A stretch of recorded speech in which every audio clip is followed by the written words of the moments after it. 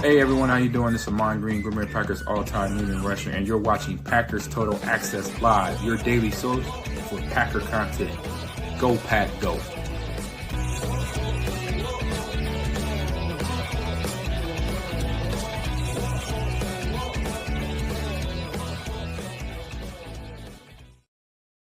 What's up, guys? Welcome into Packers Total Access. My name is Clayton. You can check us out on packernet.com. Find me on Twitter at Packers_access. Text us 865-658-5824. Don't send any awkward photos on that line whenever you do. Okay.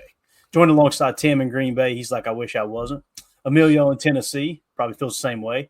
And Jacob ain't got nothing better to do than to hang out in here. How we doing? He was the best guy around. right off the cuff here. We got the chat filing in. Good to see everybody. Appreciate y'all making us a part of your evening. If you would hit that like button on the way in, and let's just jump right into it. Gents, you got anything you want to hit on before we jump in the Patreon group? We got a little bit of Packers news to break, and then of course we will we'll dive into some draft talk. I'm sure. Anything you guys like to talk about right here off the cuff? Money Mace retired officially today, so.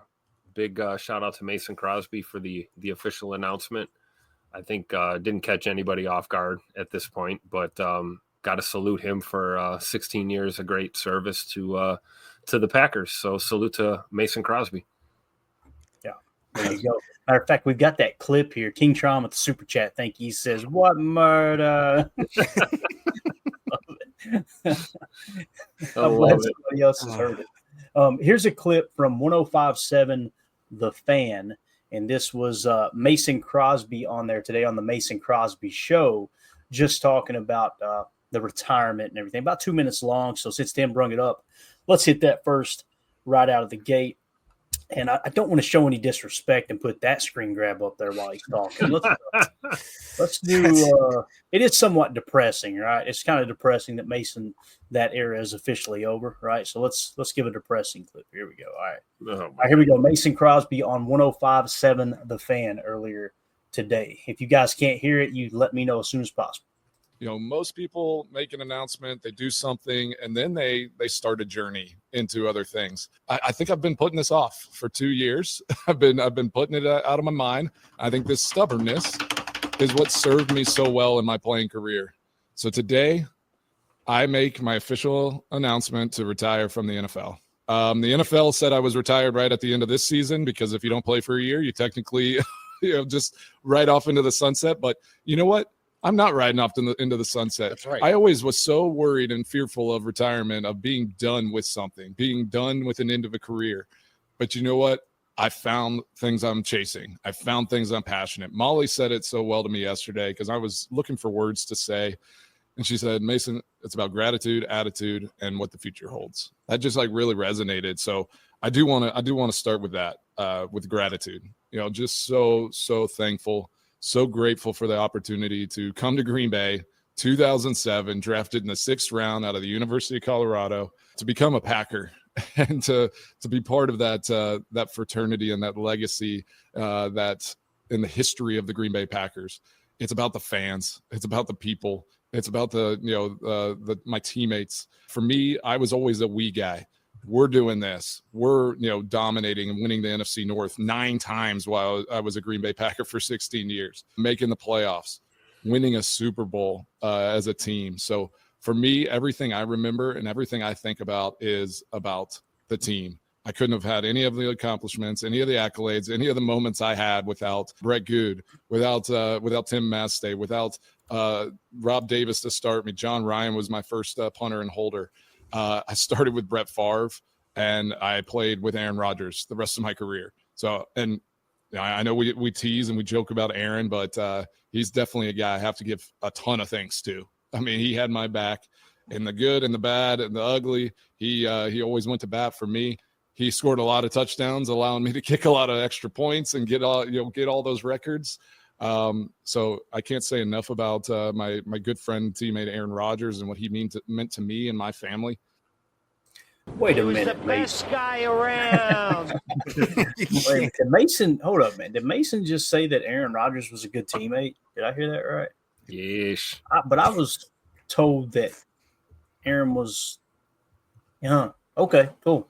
So Aaron wasn't a horrible person. Got it. Let me clear it up for you one more time. He was Yes, the sir. best guy around. Got it. Got it. So, yeah, listen, Mason Crosby, I remember when they drafted him, and immediately everybody's like, all right, who is this guy?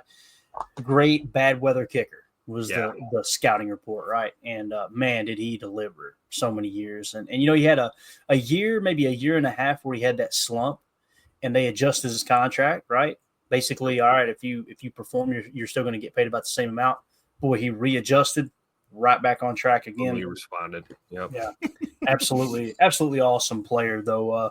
Emilio, did you get a chance to watch Mason in person at any point when you went to Lambeau, or was he already gone? I would have.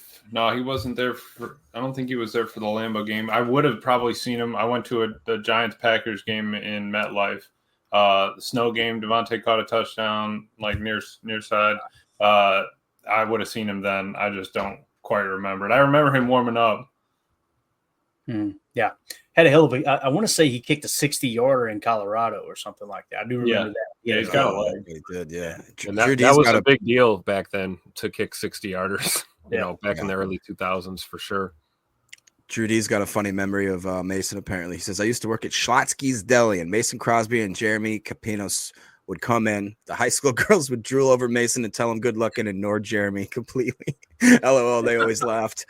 That's actually funny. Hey, I'll tell you what, Schlotsky's Deli, there used to be one over here next to Milligan College in town. Boy, it was solid. The day it disappeared out of that gas station was a depressing day for me. I remember going over thinking I'm getting a sandwich and the doors were closed, and I just leaned up against the glass. It's like they had some kind of sandwich, like a prime rib sandwich or something. It was just unbelievable. But anyway, moment of silence for Slotsky's Deli. And for Mason Crosby and his career. Oh yeah, that too.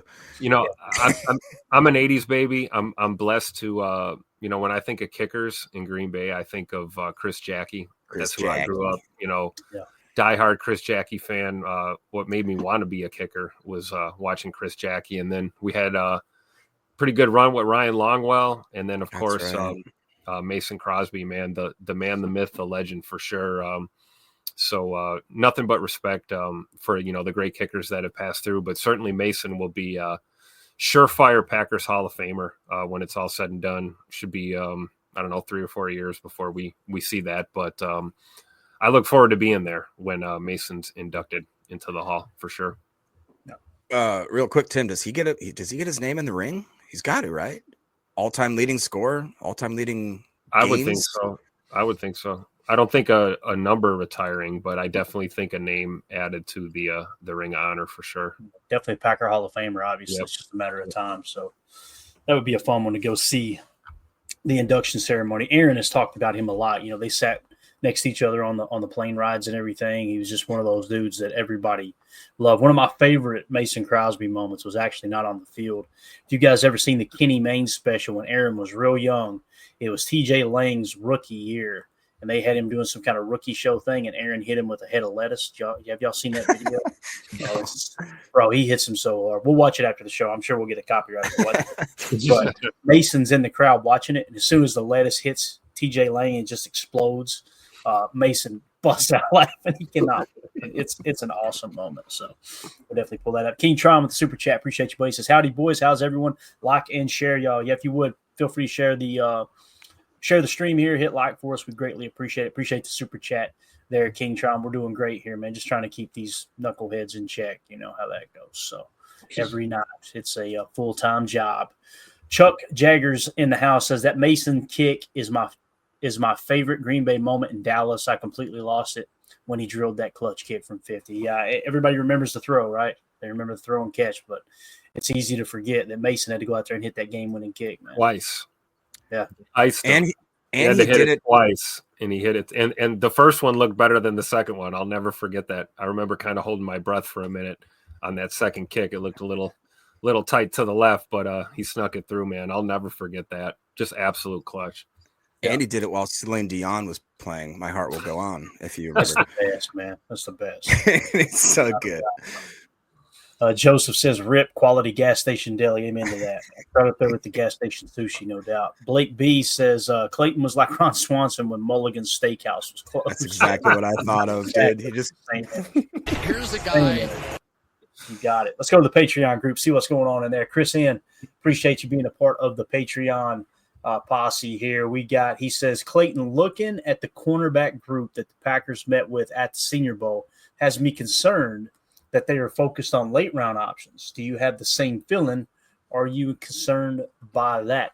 The meeting with the players is important, but it can also be a little bit misleading too, right?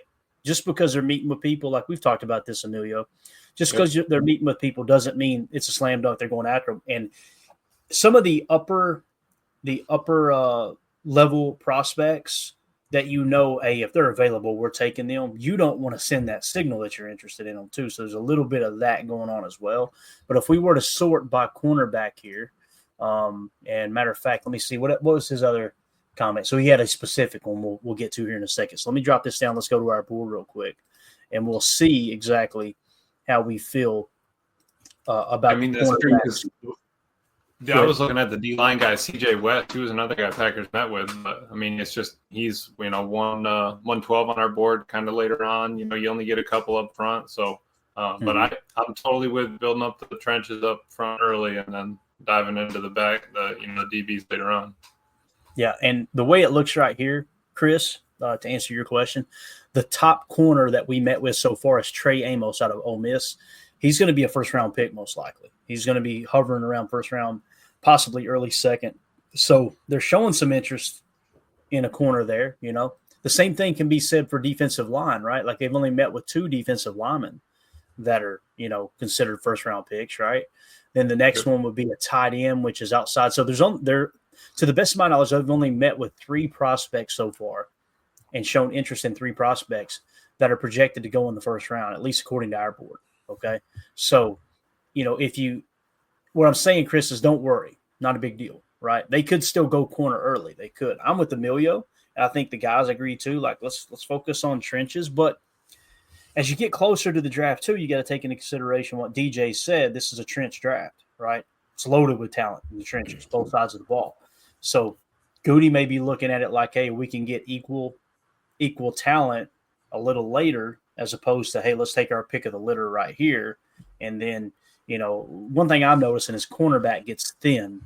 After the second round, I found myself going, boy, that's a reach. Boy, that's a reach, So the next cornerback would be, let's see, we had Harold Fannin Jr., who was the next corner. There's Jaden Higgins, wide receiver that they met with. Wide receiver Jalen Royals, defensive line Peebles, defensive line CJ West. Yeah, I see what you're saying, Chris. You're right, man. The next corner is a versatile corner in Jacob Parrish out of Kansas State, and he's in the 145 spot for us. So, yeah, I see what you're saying, man. I wouldn't be too concerned with it, though. I think if their board lines up, whether they met with them or not. And the top 30 visits are where you got to really pay attention to. You know what I'm saying, fellas? Like, that's where the rubber kind of meets the road. You're spending ample time with them with the interviewing process and getting your those measurables, that 40-yard dash and everything in a private setting. Yeah, exactly. For sure. And I think when you look at our positions in need, like you talked about, trenches, O-line, D-line, we talk about edge, possibly tight end, definitely wide receiver at some point. I mean, you make that list, you're going to have to draw a line in the middle, and you're going to separate your board based on your needs, right? So the point of what I'm saying is something's going to get pushed to the later rounds, whether that's receiver or it's tight end or maybe it is corner, who knows? I think it all depends on, who they really have their sights set on and how aggressive they want to be early in this draft is going to really tell us. What do you guys think about Greg Rice's question, which I know is a little bit premature just because we don't have very much information to go off of, obviously. But Greg Rice ponders, do we know if Hafley has any special requirements for a cornerback? I guess just more of like a prototype. I don't think we have any. I should say I don't think we have enough information to really say that one way or another. As far as maybe size, speed, play style. I don't know. Do you guys is anything pop out at you? Blake B says not Stokes, apparently. Shots fired. I would think downhill. guys that can be aggressive, guys that can, not get beat over the top, but aren't afraid to come down and be aggressive, maybe play, both boundary and slot, as we still kind of don't really have a for sure bona fide slot corner. I mean, we've got Javon Bullard, who's doing pretty good there, but beyond that, I don't know what else we have other than moving Keyshawn back inside. So I would think a little bit of versatility and some aggressiveness. I was just going to say versatility and aggressiveness. That's literally, I think, the only two things we can see. And that just might be luck of the draw. Evan Williams came in and showed out. Obviously, X is being a free agent coming in. And then you look at, like you talked about with Bullard, versatility and aggressiveness. That's what I see there. Yep. Yeah, I mean, would you want a press corner? Do we want somebody that's sticky and man? Do we want a zone guy? I think, like you said, we want him to be versatile. I would honestly not be opposed to grabbing somebody that's not afraid to get their hands on him. Let's start disrupting them at the line, throwing the timing off, maybe give the D line another second to get their job done. But yeah, I'm all for it. But I think it's got to be later on in the round. I think we kind of dive into, the trenches and figure it out early and get that taken care of. Yeah, I agree. Emilio, you're a little bit choppy over that. Was that choppy for everybody else too? Sure was. Gosh, Emilio, I wish you could upgrade your internet. Still in that internet. Hey, help me out here, fellas. Thoughts? Christian says thoughts on acquiring Azeez Ojulari, 24-year-old former number 50 pick from Georgia. Spotrac market value is 2 years, $15 million. I can't find him anywhere in the PFF database. And I'm wondering, maybe he didn't play last year, so he didn't have a grade. He was the best guy around. That's all you need to know. Let's see if I can find him here. If we search, I bet he didn't play last year is what it was. Let's see here. Let me get the card pulled up. All right, so in premium stats, defensively, Azeez Ojulari has been in the league for 4 years now. His PFF grades were 58, 62, 51, and 56. 6'3", 240. He's huge. That's an edge defender. Okay, so he wasn't talking about a corner. He was talking about an edge. I misunderstood him that. We were talking corner before. So that explains why he didn't pop up on the rankings for sure. What do you guys think about Azeez Ojulari? I mean, the scores look horrible. I'm not going to sugarcoat it, right? Sounds really bad. I brought him up on Draft Buzz, and it shows, he was drafted 2021, round 2, pick number 50, the Giants. They had him as a 4-star prospect. ESPN had him a 4-star prospect. So did Rivals. So did 24/7 Sports. They got his tackling grade at 78%, a pass rush at 93%. Run defense at 81%. He's got 6'3", 240, runs a 4.6 40. I mean, that's pretty much all they had on him. But they had him ranked at 32nd overall at Draft Buzz. Yeah, and he's been with the Giants his entire career, which is only 4 years, but he graded out the 92nd best edge defender last year. So for me, I would say no, but you never know, man. When it comes to stuff like that, Chris, it depends on the grade that Goody had. That's how you get some of these free agents where we go, kind of scratching your head because they had them high on their board, right? And, they go kind of combing back through the tape. Maybe they see he was misused or we can do better with him, right? As Fred McFarley said there, Brenton Cox Jr. over Ojulari.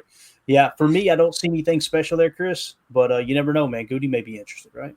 Definitely could be the case. So appreciate everybody in the Patreon group. If you want to join the Patreon group, we had several other people join. Appreciate y'all. Scan the QR code in the upper right. That'll send you to patreon.com/Packer Fan Total Access, or just go to patreon.com/Packer Fan Total Access.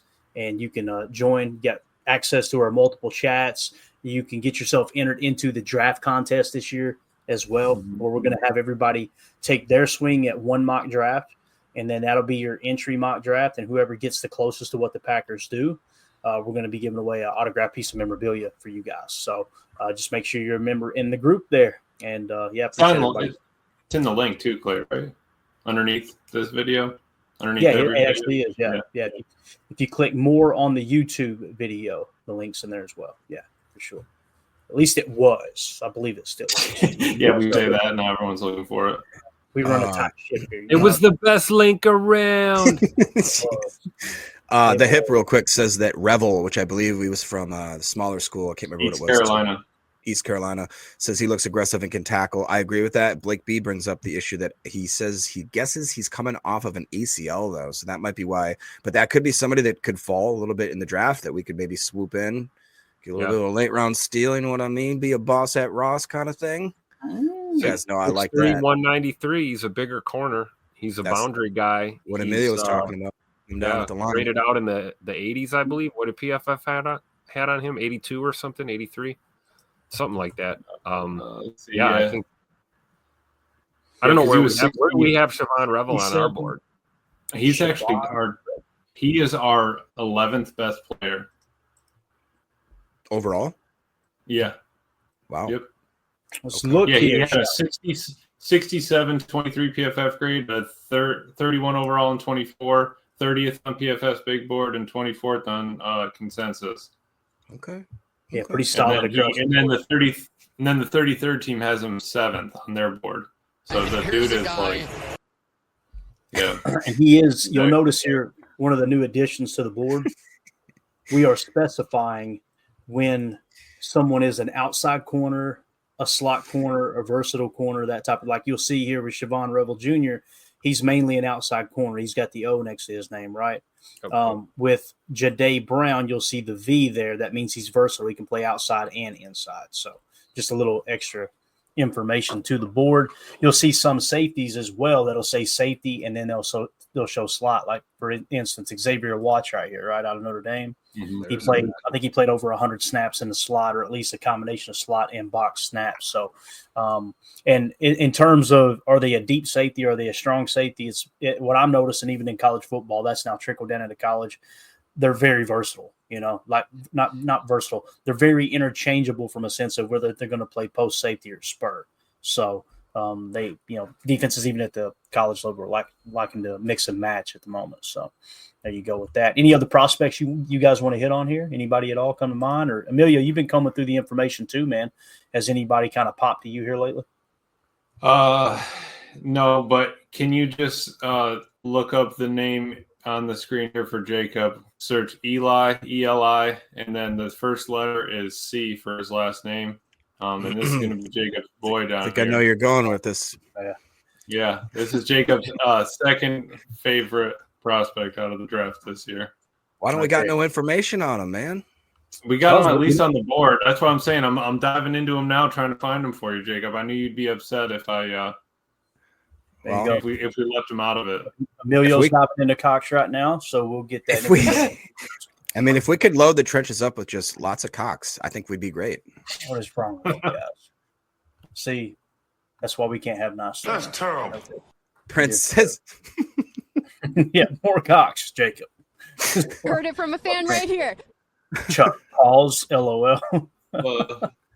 All right, let's see here. Joseph says, I think Barron is the, quote, football player type that have Half and Rich really low. Oh, talking about Jeff Hafley and Rich Bisaccia really low. So he's talking about Jahdae Barron, right, Emilio? Yeah. Yep. Yeah, that other corner you were talking about right after. You guys have him like 18th, I thought. Yep. Yeah.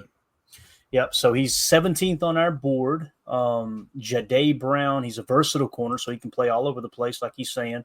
PFF 22, 130th. He dropped to 299, then he jumped all the way to 3rd last year. His PFF big board had him at 26. The consensus big board had him at 30. I would be totally fine with that pick there. If he were to fall to 23, no problem taking him there at all. Again, I'm not completely hung up on trenches. I hope they go that route. I hope the board falls that way. But if one of these guys fall out of the top tier right in our lap, and it's a corner, it's a wide receiver, hell, it's a quarterback. If Shedeur Sanders, people are going to roll their eyes, and I completely understand. If Shedeur Sanders or Cam Ward somehow, some way fell to the Packers at 23, I would be screaming, draft him. Because I'm telling you, the value is just too good there. Exactly right. Yeah, I was listening to that Cowboys podcast. He's got the Brian Brodish on there. He was saying when they went through their mock and like Ashton Genty was there, like if you're getting a top 3, I mean, what's he on our board? Like, who is it? 2 Ashton Genty. What's he like, number 2? Oh yeah, he's way up there. Yeah. Yeah. He's, They were like, what happens if he actually falls to 12 when he's there? Like, you got to take him, right? If you're taking the third best player with the 12th pick, that amount of value that has fallen to you, you got to pull the trigger there, right? You can't just say, I'm going to take the inside, the guard or whatever and go with it from there. I think that's the truth. And again, you look at the teams that were successful this year, right? Who are the two teams playing in the Super Bowl? Kansas City Chiefs. They got Pacheco, right? Solid running back. Who's the team they're playing against? Philadelphia Eagles. Best running back in football, Saquon Barkley, right? Yep. The week before, I can't think of the name. Is it Cook, the running back for the Bills, if I remember correctly? James Cook. Yes. Yeah, I think James Cook, pretty solid, right? And then who was the other team that played there? Washington. I don't know who their running back is. Ryan Robinson Jr. He's all right, but nothing like superstar-ish, right? Austin Eckler. Yeah, there you go, man. Austin Eckler's got to be 112 years old now. I don't know how he's still playing the game. Is it just me, or does it feel like he's been in the league forever? No, it started to look like it down the stretch too in that playoff run there. He was, I don't want to say struggling, but definitely kind of the shell of his former self out there. Yeah. Here we go. Coach Lynn said, "Did y'all add the edge player from UCLA, Oladejo?" I think we did. I want to say yes. Let's see here. Yeah. Here we go. Sounds a lot like Ola Home Depot. Oladejo, let's go. Sound a lot like Ola Home Depot, don't it? Mm-hmm. So, edge defender UCLA was at the Senior Bowl. Mm-hmm. He is sitting in the 263 spot for us. PFF 22, 646, 23 jumped to 187. Last year he falls back to 234. PFF big board 133. I had to let the drop there, you know what I'm saying? And then the consensus big board 216. So again, that puts him in the 263 spot for us. Now PFF big board seems to be the highest on him at the time at 133. And like I said, the consensus big board having it at 216. So he is on the board now. Around. Exactly. So there is your boy Oladejo, one of the coolest names in the draft, no doubt. Ron Samuels, Coach Len, we're together on that one. That's our pick right there for edge, for sure. There you go. Got it. Ron Samuel says, Emilio, what do the different colors on the board represent? Explain to him, Emilio. What are these colors? So green is going to be our tier 1 talents, right, Clay? I'll just make sure I'm not messing this up. Tier 1 positions in need. Yeah, no, not position to need. Tier 1 talent group. Yeah, so like edge position, like a 3-tech type. Yeah. And then our blues are going to be tier 2 level of importance, which would be linebackers, safeties, and centers. So correct. That's, someone that's going to touch the ball every time or kind of center the defense there. And the reason we do that, and we got the names lit up in green and blue, is when we do our horizontal board, what we'll do is just drag this card over to the horizontal board, right? So you'll know as you're looking at the clusters of the players, you've got them in the same position group, but we want the greens to really stick out. Like, okay, these are premium positions. These are edge defenders and 3-techs, okay? Mm-hmm. And then on offense, they are tackles and quarterbacks. So it'll just rather than you steering away from a position of need, your eye's always going to be drawn back to that aspect of the horizontal board going, damn, that's right, that's an important position. Even though we might not technically need it that bad, it's such an important position. You go and get it. Philadelphia Eagles, right? Every year they do that. Right, and that's why you're just trying to shove as much information, because once we make that board, we're literally just taking that B column is the only thing that's coming with them. That's why we're trying to throw a cheese emblem in there, whatever. If they were in a bowl, if they were a captain, if we can find anything like that, we're just trying to smush that all in there so that when we do run that board, we'll have every bit of information we can. Yep. And one of the things I do, the final step in the whole process, we'll still have access to this entire vertical board. You guys seen it on the draft show last year, but we'll also have the horizontal board, and we're going to have the horizontal board, like I said, on a projection screen at the B&B when we do our live draft party in Green Bay. And we will be able to flash back and forth to it, but being able to pull the names off in real time off of the board kind of talks to you. It shows you where the depth is. It shows you where a certain position is falling to, and where, hey, you know what? We could probably get the same or equal talent at that position next round because it's really jammed up right now. That type of stuff is really what comes into play. But the only other thing, the final step in the board, Emilio, what I do every year, just so you know, is when the board is complete and we go to build our horizontal board, before we switch this up to a horizontal, we put the final grade next to their school on that card. So you'll have their final grade too. So you can actually see, even though they're higher than that player on the horizontal board, you can see how much better they are. So that's what we'll do. So, and then can you guys answer this? I believe, was it the red that highlights that there was either an injury or some sort of major setback in that year? Is that correct? That's correct. Yeah. Okay. And as that comes, I mean, that's what I'm saying. If anybody has information like that, if anybody has done any other bit of research, like the captain thing, any of that, send it over. I mean, just trying to fill this thing with info. Yeah. Coach Lynn asking the tough question here. He says, "What if Jackson Dart, quarterback from Ole Miss, gets to 23? Pass. We draft. Let's look at. Sit your butt outside. He's got the lettuce. I mean, he's got the lettuce for a helmet, right? But he looks like a quarterback. He looks like straight out of Central Casting. Just like everybody I played lacrosse against. Everybody you want to smack in the mouth, right? Every one of them. All the pretty boys. So if you start at 23 here, right? Like you got Shamar Stewart in the 23 spot, then Malachi Starks, Egbuka, wide receiver from Ohio State, Nick Scarleton, edge from Texas A&M, Donovan Ezaraku, is that right? Yeah. Yeah, Ezaraku. I think we got it. Ezaraku. Derek Harmon, defensive lineman out of Oregon. Trey Amos out of Ole Miss. You see all these players, right? If all of those guys are gone, then there's somebody above them up here, a cluster of guys that fell right in our lap too. So let's assume that everybody 23 and down is available. I can already think of a bunch of players that we would take there, right? Well, you notice we still haven't come to Jackson Dart yet, right? So as we come on down here looking for Jackson Dart on our board, he is 75 spot. Now, typically the rule of thumb that I've noticed, Coach, and other people have talked about is quarterbacks will be taken one tier higher than their actual tier of talent, okay? Because it's such an important position, teams will reach down one tier to grab that guy, right? That's why we say every spring there's two drafts. There's a quarterback draft and the NFL draft, right? And people will have a quarterback board too, because they know teams are quarterback needy, wherever they might be climbing up. Okay, these teams are coming up available. These are the quarterbacks that will link to that team. Let's give them a call, see if they want to trade, call them 5-6 picks before and let them know, hey, what are you thinking here? Do you want to go get your guy?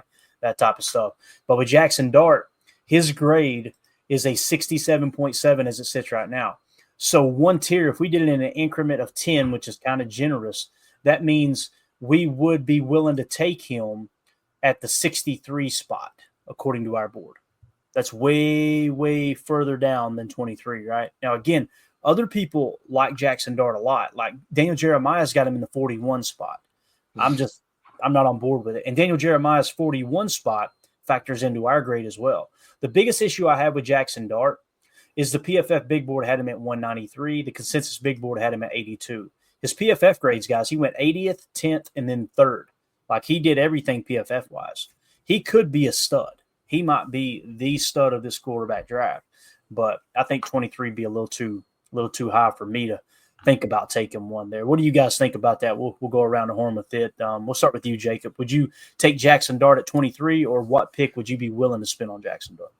No, not with when we got in my opinion, we have a very strong backup quarterback situation right now. The fact that, like you said, even if you leap up a solid round, I still think we're reaching for him at 23. And to me, there's so many more glaring important needs before I'd take a stretch on Jackson Dart. Mm-hmm. Yeah. What about you, Tim? Yeah, I'm with Jacob on that. I mean, I'm looking at my short list. I like Hennigan. I like Jalen Milroe. I mean, there's a handful of quarterbacks I kind of like higher up than Jackson Dart. And then, like Jacob's saying, do we really take a quarterback in the first round? I highly doubt it. I wouldn't put it past Goody to take one, but I'm thinking 4, 5, or 6 or 7. If there's somebody hanging around and we feel like, we got a good grade on them and we can grab them. Like Jacob's saying, we've got Malik Willis, at least for the time being. Might as well enjoy that while we can. And I don't think we reach for a quarterback, but I do think there's a chance we we do draft one. It is possible, but I don't think that early. I don't think we're going to do it. Is it crazy too to think that he might wait and get a guy like, I don't know, Will Howard, or I really like Curtis Rourke. You know what I mean? If you're going to let, take a shot like we've been doing kind of randomly, I love those late rounder draft picks. I just, that makes more sense to me. Yeah. Right. And Coach Lynn says, so only 2 quarterbacks in the first round, someone will reach for him. I completely agree, Coach. Yeah. I would not be surprised if this is one of those drafts that the closer we get to the draft, all of a sudden 3, 4, maybe 5 quarterbacks sneak into the conversation being first round picks. It happens every single year, right? Because if you get that right, you're set, on a rookie contract for 3, maybe 4 years, and then you got the 5th-year option. You can set your franchise up to be very, very successful. So I wouldn't be surprised if there are 3. The current rankings for our quarterbacks are Cam Ward 1, Shedeur Sanders 2, Jalen Milroe 3, Dylan Gabriel 4, Jackson Dart 5, Tyler Huff 6 out of Jacksonville State, Quinn Ewers 7, Will Howard 8, Curtis Rourke 9th, Riley Leonard 10th, Kyle McCord 11th. Who'd you say you liked, Jacob? I like Curtis Rourke. I feel like he graded out pretty decently on PFF, and I don't know. What would you say, Curtis Rourke? Is that what you said? Okay, yeah. Gotcha. Yeah, I mean, heck, in 22, man, the 3rd highest graded quarterback in all of college football. That's wild. And then he fell to 82nd in 23, but then jumped back up to 18th. You're right, man. There's probably some talent there, dude. And Indiana had a great year. They really did. Right. So quarterback, you notice we don't have quarterback listed as a need. But you notice just about every other episode, the conversation steers back to quarterback. You notice that? Because it drives Emilio, you hear these podcasts, the quarterback position drives the draft every year. I was just gonna say they were talking about Jalen Milroe today, saying that his throwing isn't quite there, but he can turn the corner and take it 80 yards. They're saying that it could be the Giants if maybe they take whoever they take with their first pick, and Milroe's still there. Maybe they want to jump back up into the first round, get him on that 5-year, and he could be that 3rd or 4th. Like we thought, it was going to be 4 last year, ended up being 6. So at some point, that jump is going to happen. Man, that's all they do is talk about him, right? If you need him as a team, you need it. Let me just throw this question to you, to the squad here. What if it's like Malik Willis we're trading to the Browns to get him squared away with their quarterback situation, and then you dabble a pick in there or something to get your boy Miles? If you're you're asking me, would I trade Malik Willis and a pick or 2 for Myles Garrett? If Myles Garrett's cool with playing with the contract he's got, sign me up. If it's one of those deals that, hey, a contract's got to be worked out before he gets here, right? A little hesitant, just because they need a quarterback. Well, that's the thing too. They're still what they say they were committed to. Deshaun Watson, right? Yeah. They're committed to him. I mean, that let me pull up his contract. Let's talk about it. But I feel like they had that other one, Dorian Thompson, that I would be more excited about personally. To me, he reminds me of Jordan Love. Not quite there, a little raw, but has all the crazy attributes to be a starter in this league. He's actually performed quite poorly once he had his shots, which isn't helping him. But he flashed in the preseason. I know that's preseason, but I don't know, man. Yeah, the GM Shuffle was talking, but Mark, he was talking, saying like, when does this slope end though for the Browns? If you got, your best player coming out saying, dude, I don't want to be here, you better trade me, and you say yes to him, when can you say no to everybody else? When can you put the one? Yeah. So he's like, it's just a super slippery slope as a GM allowing it and then kind of going through with it. So that would be the only, that kind of pushback on it. What do you think, though?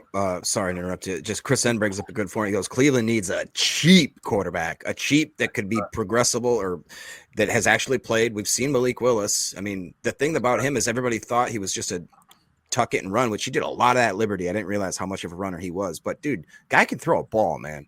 And it seems almost effortless when he does have the timing down. That might be something worth thinking about. Where does Cleveland pick? Let me look that up real quick. What pick? Because they're in the top 5, right? Pretty sure. Cleveland Browns draft. They're probably not going to get either Shedeur or Cam Ward, so they would be, taking Milroe, Gabriel, or Dart. Yeah, and here's the problem: making that pick that early too, man. There's a lot of cap attached, right? Yeah. And yeah, they got the second pick. Ooh. Right? Tennessee at 1. Oh, that's right. Cleveland 2, Giants 3. What if That's Cleveland took a quarterback? What if Cleveland took Shedeur Sanders? That would screw everything up, I think. And then Tennessee would be. That would be wild. Like if Cam Ward. Hell, no, it would be Cleveland's got the best. You know, if Tennessee doesn't go quarterback here, right?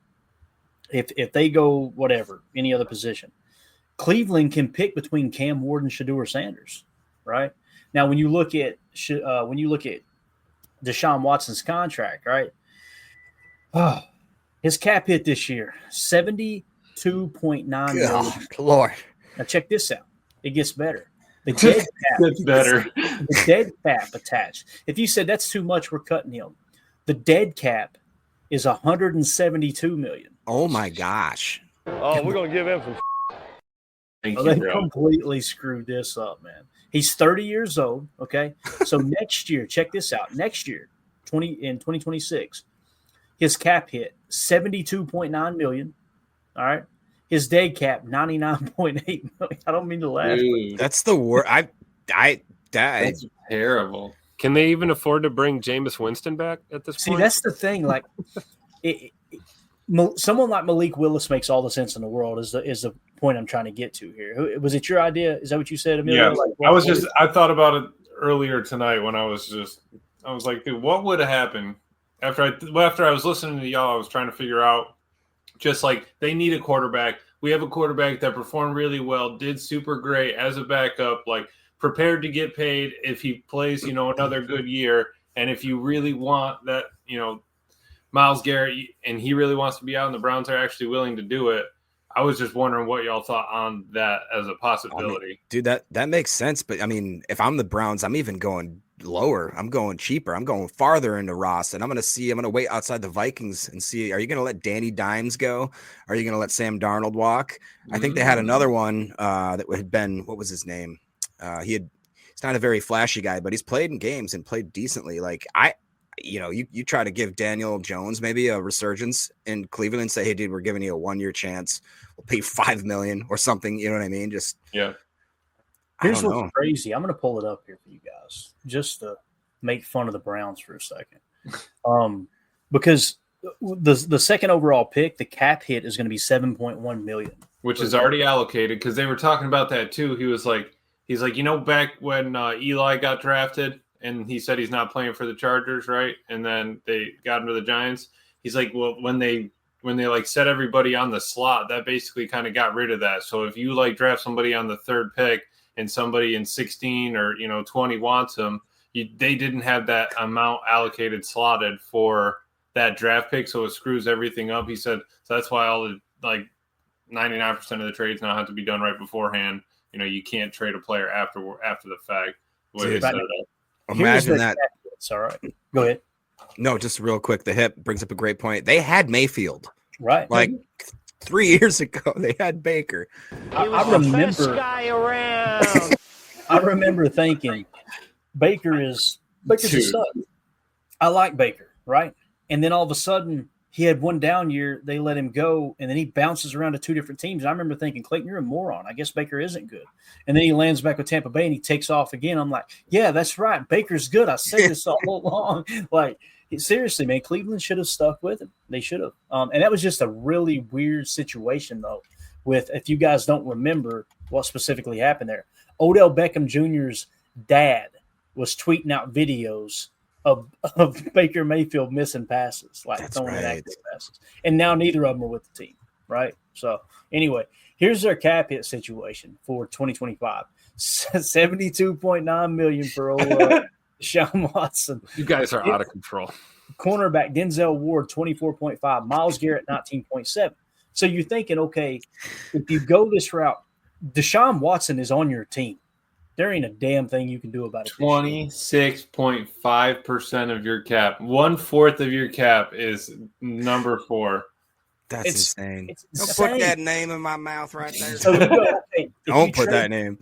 If you trade Myles Garrett here, we could free up some cap, right? Wrong. $19.7 million cap hit, 36.2 in dead cap. So if you move on from Myles, you're eating a bunch of dead cap. You're going negative there too. So that's why the whole Myles Garrett thing, man, that's not just going to be, all right, yeah, he wants to be traded, trade him away. They're going to be looking up and going, boy, I don't know what to tell you. Like, we mortgaged the future to keep you here by tacking on voidable years, and now you're wanting out. Like, he's got damn near a minimum base salary because everything has been prorated in an option bonus and everything like that. So the point here is I don't know what Cleveland's going to do. Right. Their top 51 cap space is negative $27.5 million as it sits right now. Jeez. It's crazy. Go ahead, Jay. That's great. People in the chat were wondering what is Deshaun's actual injury status right now. Well, he re-ruptured his Achilles on October 20th against the Cincinnati Bengals. He had his first surgery less than a week later. He suffered a setback then again in his recovery, injuring his Achilles again and requiring additional surgery that will now put his entire 2025 season at risk. This guy's done. He's got to be done. How many more chances does a guy get? Right. It's and that's just a move that that they made that put them in this bind, and now you got to dig it. How can you dig yourself out of it when they were talking about you're paying Dak, CD Lamb, and somebody else? That's 3 hits at maybe 10-12% a piece. I mean, that's 3 people for the price of a Deshaun. I mean, that's insane. And they're saying that when you run 3 or 4 or 5 of those, you can't really run a team with 5 guys getting paid like that. I mean, I don't know how they're going to survive, but it's just good to see because they're also talking like you go to the Bengals and they're not as willing, I guess, to pay their players. I guess everybody around the league says that they're a lot. They're going to make you play your 4th year, maybe play that 5th year option, and then they'll pay you. But they're stingy with their money, and I mean you get lucky with whatever organization you kind of get set to. Yeah. So here are the cap hits for the quarterback position for each team. The Cowboys, $89.8 million, right? The Cleveland Browns, $76.2 million. All right. Kansas City Chiefs, $66.2 million. The New Orleans Saints, $54.7 million. The LA Rams, $50.8 million.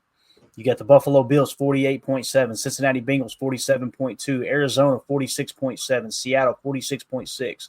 Look where the Packers are, 17th at 32.1. So we got to stop complaining about Jordan Love, boys. Yeah, Jordan Love he's not crushing our cap situation. He just isn't. So I was trying to see if we could get the individual. Oh, here it is on the left over here, isn't it, Amelia? Right here is the actual individual. So where does Jordan Love hit on this? Jordan Love is 16th, the 16th highest cap hit amongst quarterbacks in the NFL. Just a notch above A-Rod there. Just a touch. My knee. It is interesting, though, to see some of these quarterbacks and like who's getting the best value. I mean, like this is what we mean by hitting on a rookie quarterback. Jaden Daniels, 8.5. Let's go. Brock Purdy, for 2 more years. Drake May, 8.3, right? Like you said, Brock Purdy. That one's coming due, though. That one's definitely coming due soon. Michael Penix Jr. showed a little bit of promise there at the end of the season when he finally got some playing time. Sam Darnold, I don't know what's going to happen with Sam Darnold, guys. Do you think the Minnesota Vikings bring him back? That's I think they're stupid enough not to. Injury situation looking, right? Yeah, I think you might be right, Jake. I think they kind of have to bring him back. I mean, you went 14 wins.